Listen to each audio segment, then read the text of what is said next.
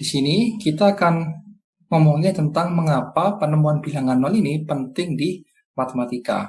Jadi pertama kita akan membahas dari sisi masalah ya. Jadi masalah saat itu apa sehingga memunculkan ide temuan bilangan nol ini. Kemudian selanjutnya kita akan membahas tentang manfaat ya dan kegunaan dari bilangan nol ini di matematika dan juga di kehidupan kita sehari-hari ini ya. Oke, kita mulai. Jadi masalahnya saat itu perhitungan matematika ya dari dasar hingga lanjut itu hanya menggunakan abakus atau kalau bahasa sekarang ini adalah sempoa. Dan juga perhitungan matematika menggunakan abakus ini hanya diizinkan oleh kelompok matematikawan saja ya. Dan juga mereka sudah memahami menggunakan abakus ini. Jadi masyarakat biasa itu tidak bisa menggunakan perhitungan menggunakan abakus ini. Jadi hanya kelompok matematikawan saja yang menggunakan abakus. Nah, pertanyaannya bagaimana jika masyarakat biasa ingin melakukan perhitungan? Nah, untuk itu masyarakat biasa perlu matematikawan untuk melakukan perhitungan ya pada saat itu ya. Karena memang yang diizinkan dan diperbolehkan menggunakan sempoa itu hanya kelompok matematikawan saja. Nah, itu adalah masalah yang pertama. Kemudian masalah yang kedua adalah sempoa ini itu sulit digunakan dan juga tidak efektif ya, betul ya. Karena kalau untuk bilangan yang selain bilangan bulat, nah itu contohnya bilangan kompleks gitu ya. Nah, itu tidak bisa menggunakan sempoa ini ya untuk melakukan perhitungan. Jadi hanya terbatas, sulit digunakan dan juga tidak efektif.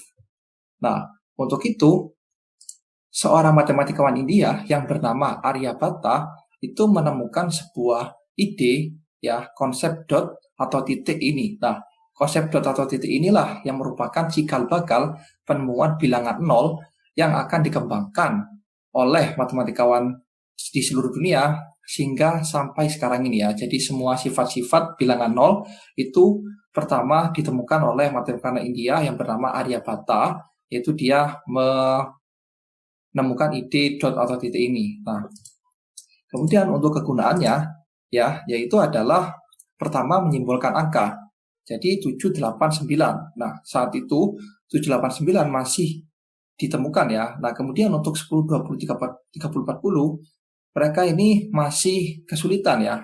Jadi setelah munculnya angka 0 ini barulah bisa menyimpulkan angka 10, 20, 30, 40. Nah, ini mudah bukan? Ya kan? Daripada membuat simbol baru seperti di bawah ini. Jadi 789, nah kemudian simbol itu, simbol itu. Nah, ini kan pasti mengingatnya saja sudah susah, apalagi menggunakan dalam perhitungan. Nah, begitu ya. Kemudian manfaatnya, ya tadi kegunaan manfaatnya sekarang adalah mudah diaplikasikan. Ya, jadi mudah diaplikasikan dan juga menjadi pembeda nilai angka. Jadi dulu kalau 11 dan 101 itu sama-sama ditulis jadi 11. Nah, setelah ditemukan angka 0, barulah 11 dan 101 ini dibedakan ya. Jadi nilainya sudah beda, 11 dan 101. Begitu juga dengan 22 dan 2002 contohnya. Nah, kemudian manfaat yang kedua adalah pemisah bilangan negatif dan bilangan positif. Nah, jadi kalau dalam garis bilangan ya, dalam garis bilangan pertama ada negatif 5, negatif 4, negatif 3, negatif 2, negatif 1 dan 0, kemudian barulah 1, 2, 3, 4. Jadi bilangan negatif kemudian 0, kemudian bilangan positif ya. Nah, seperti itu ya. Cukup tahu ya bagaimana bilangan 0 itu penting di matematika ya. Nah, di sini bonusnya, ada bonusnya adalah manfaat bilangan 0 di bidang ilmu lain. Salah satunya adalah komputer.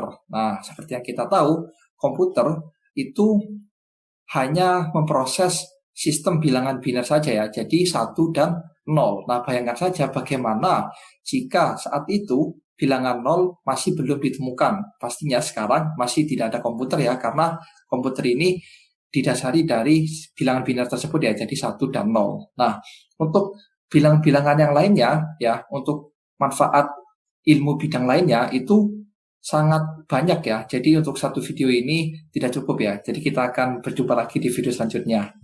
Sampai jumpa dan terima kasih ya.